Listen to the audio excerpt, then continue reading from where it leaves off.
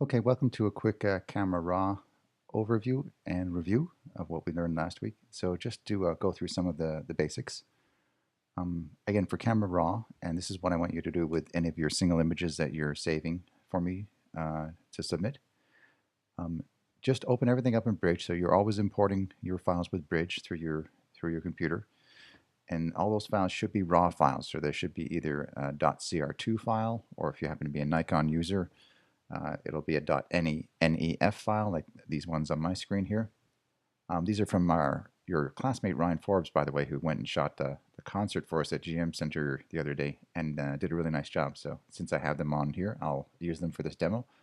So any raw file, as long as you double click it and it is a raw file, it should open in Photoshop. So I'm just going to choose one here and open it up and just go through the basic editing steps that we showed last week.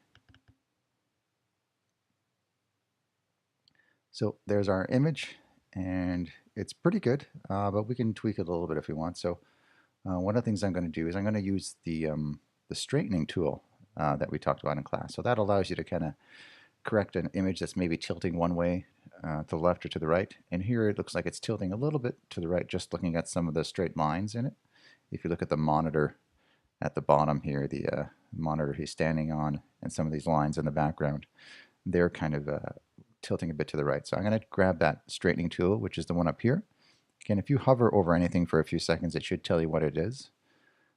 This one kind of looks like a little luggage case or something to me, but it's actually supposed to be like a carpenter's level. If you click on that, and then you just use it to draw a straight line along any straight surface, as long as it's supposed to be a line that's going straight up or down or across, it should work. So I'm going to use this monitor and just draw a straight line of little marching ants, as they call them, across the monitor. And try and keep it as accurate as you can to the line of the object. And if I just let go, you'll see that it's created a new sort of cropping there. And it's based on the fact that it's going to rotate it as soon as I double click it. So double click to say it's good, and you'll see that it rotates a little bit to the left. There, you see it changed. So there I've straightened it up a bit. And now I'm just going to want to take my cropping tool and get rid of some of the extra space that's just kind of wasted, in my opinion.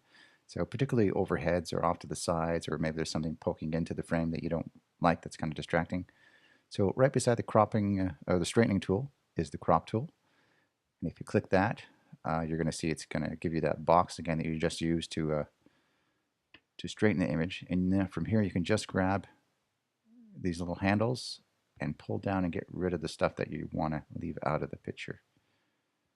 You could argue you want to keep in the name of the band there, but I'm going to go a little bit tighter here. And headroom now is pretty much okay, so I'm going to go with that. So I'm going to double click again, and it should give you my new straightened and cropped image. There. So now from there we can go over to the right here, and you've got some options for changing the white balance, which is the color temperature we talked about in class, that you can do within Camera. And if it doesn't work out, you can still fix it here. But here we've got some stuff. You can here there's a pull-down menu, or we can go from the leave it as shot, or you can try the auto mode and see if you like that, see how good a job it does fixing it on its own, or you can choose one of these other options here, which are the same that you'll find in your camera. So if it's been shot incorrectly, or if you know what kind of temperature it was outside, in terms of color temperature, you can adjust that. The auto doesn't do a bad job sometimes, but I think that actually to me made it look a little too blue and got rid of some of the purple tones of the lights. So I'm going to go back to as shot, and I'm going to actually manually adjust this. So right below the pull down menu, here's where there's a couple of sliders, and the first one is temperature, which allows you to change it so you can warm it up a bit by going to the right, and you can make it look a little warmer. Yellow, add a bit more yellow into the skin tones and to the lights there. I think it makes it a little more natural. If you go to the left, you'll see it starts getting bluer and looks cooler, and that starts looking a little unnatural. With concert photography, it's a bit tricky because sometimes the lights are definitely giving a particular color, but if it's just a bright spotlight on the person, as it is here, you want to try and get the color rendition pretty accurate. So I've warmed it up a wee bit, I think. Right below that is tint. So that's, it's like tinting paint. You're trying to change the tint from either kind of if it's gone too far to the green side or the magenta pink side, you can adjust that. So obviously if you go left, it's going to you'll see it starts getting greeny. The other way it starts getting too red. So again, it's that balance. You're trying to find something in the middle where the colors look proper, the skin tones look proper, any signage or shirts or anything looks like you expect it to. And right below that, we've got exposure, which is literally adjusting how dark or light the photo is. So if your photo turned out a bit dark in the camera or a bit light, you can tweak that here, bring it down a bit or raise it up a bit. And you'll notice I'm getting these red splotches over everything. That's the program telling me that you've gone too far, that you're losing detail in the highlights of the photo. So you don't want to see a lot of that stuff. You can adjust it a little further down as well, but overall you don't want to see a lot of that stuff. So I'm going to turn it down a little bit. Not too far. See, that's getting too dark, I would argue. Brightening up a little bit so we don't lose too many details, but we see nice nice tones in the skin and the clothing and everything, and the whites look good. So I'm going to say right about there. Next one down is contrast. That's just kind of how the difference between the blacks and the white tones in your photo. So if you drag that to the left, you'll see that it kind of gets a little kind of gray somewhat. And if I drag it to the right, the contrast has difference. The blacks get a little sharper, the whites get a little sharper. Again, you don't want to go too far. And this photo actually looks pretty good, like it was sharpened pretty well just by the camera. So I'm going to leave that there. Highlights.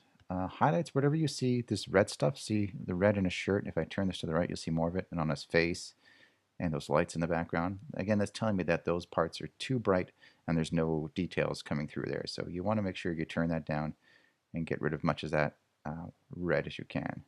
Probably don't go too far beyond that, but as soon as you see that those red splotches disappearing, you're probably pretty good. Shadows, the one below that, is going to get it's going to allow you to lighten up areas that are literally in shadow. So if part of somebody's face is in a shadow, or you've got somebody in the shadow and somebody out of the shadow, or just some details you're trying to bring out, you can turn this and it will bring out the shadows, or it will also make the shadows darker. So to the left, it makes them darker. To the right, it kind of brings out more of the detail in the shadows. If you look at his face where his beard is, it can go totally black, or if we drag it away, you can actually start to see some of the color in his beard again there. And I don't know how far you want to go with that, but again, like everything, it's a bit of an aesthetic, but you want to be able to see details in any of the darker colors and any of the shadows. You want to see some details. Whites, again, is the opposite. It's just any of those white tones, and again, you don't want to see the red, so just make sure that if you adjust that, you don't go too far. Blacks, again, is just working with those black tones. Again, here you've got the blue, so your warning color when you're adjusting blacks is the blue. So again, that's telling you that all that stuff is losing any kind of detail the darker you go. So you don't want to have in that blue. So if you have blue, just turn it back the other way until you don't see it anymore. Clarity is kind of what we also think of as sharpness when we talk about photos. It's how crisp the photo looks in terms of being in focus, and the edges are nice and sharp. You'll see as I drag this to the left, the whole thing kind of gets a bit soft. All the details get a little soft, and as it goes back the other way, it seems to get much sort of sharper and clearer. Again, you don't want to go too far with that, and you can adjust a bit of that in Photoshop as well if necessary.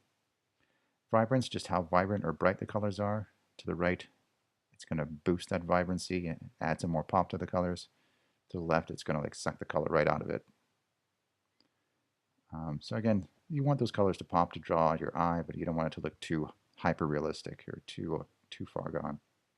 Saturation is just literally the amount of color in there. So all the way to the left, you're just going to get a black and white photo. As you go to the right, the color starts coming in, and then you can adjust that and see how far you want to go in terms of the amount of color you're injecting into that photo. And I'm going to pop it up a bit. And now I've got a bit more of that red, so I think I'm going to take the highlights and turn it down a little bit again. So I've got some good saturation, but I haven't got too much of those highlights. So once you've got it pretty much the way you like it, you can go ahead and click Open Image, and that's going to open up into Photoshop. And from here, all I've been asking you to do is just save it for now as a Photoshop photo. We'll get into resolutions and saving it for different formats, for web or for print or whatever.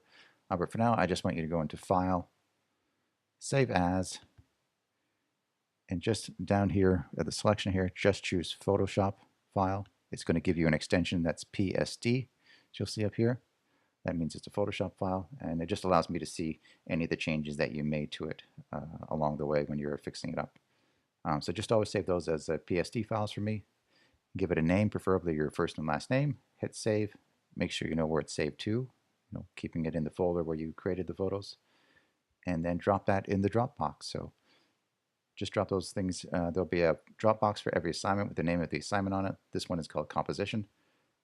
So look for that and just upload and drop your files there. I think you can even drag and drop with Desire to Learn. So that's it. If you have any questions, email me anytime or come see me in L219 and I'll help you out. Okay? Thanks.